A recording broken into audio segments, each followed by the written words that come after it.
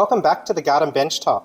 In this tutorial, I'm going to be walking you through the steps involved for planting ginger root that has been propagated from water. This is a piece of ginger root which I propagated in water, and I showed you the steps in an earlier video, which I will put a link in the description below. But I'll be honest with you, it's probably well overdue. You can see the roots are at least 3 to 4 inches long. And what's more impressive is the ginger stem is actually about 2 feet long. So this one has been marinating for quite a while now, and I'll be planting it in soil in this tutorial. So let's get started. To plant your ginger root into soil, you're going to need a suitable container, some regular potting mix. I'm going to be adding some of my worm castings from my worm farm, and just to keep the soil airy and also to retain some water, I'm going to be using a mixture of perlite and vermiculite.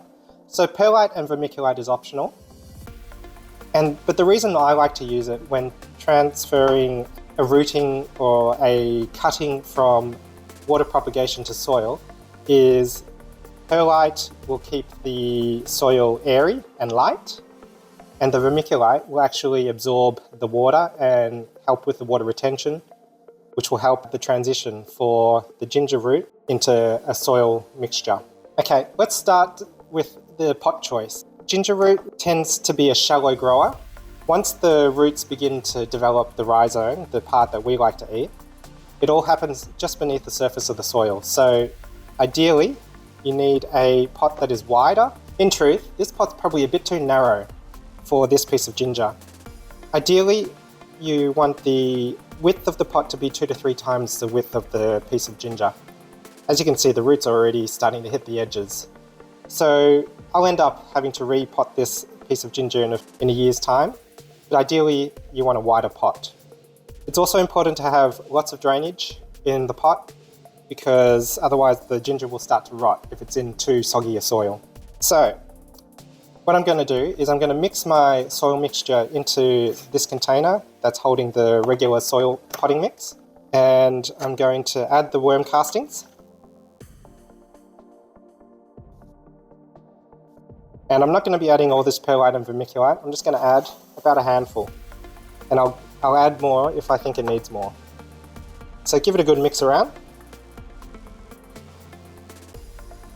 I think I could do it with a bit more perlite and vermiculite, so I'm just going to add a touch more and finish mixing this around. Okay, so now we're just going to add it into our pot.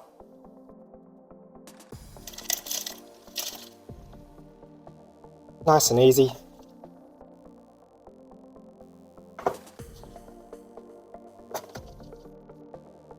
Now, because this shoot is so tall, I'm not going to plant this at the top.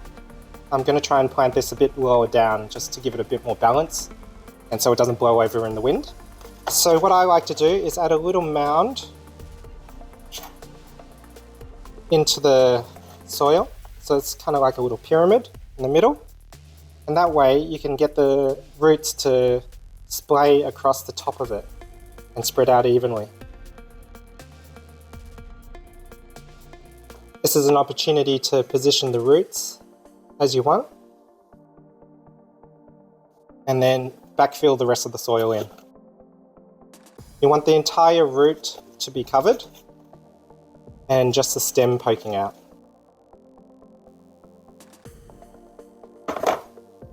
Firm that down so it stays in place.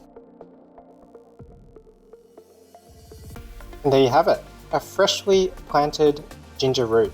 Now I'm going to give this a good watering and make sure that the pot is draining well and as expected. Okay, so a bit of maintenance advice for planted ginger root. So ideally, you want to keep them in a temperature range between 75 to 85 degrees or 24 to 29 degrees Celsius. I know for a fact that we've got a couple of days coming up to close to the 100 degree mark, so I'll be moving these indoors where it'll be at a much more comfortable temperature. But ideally you want to keep these outside where they can get some morning sun and keep them out of the hot afternoon sun.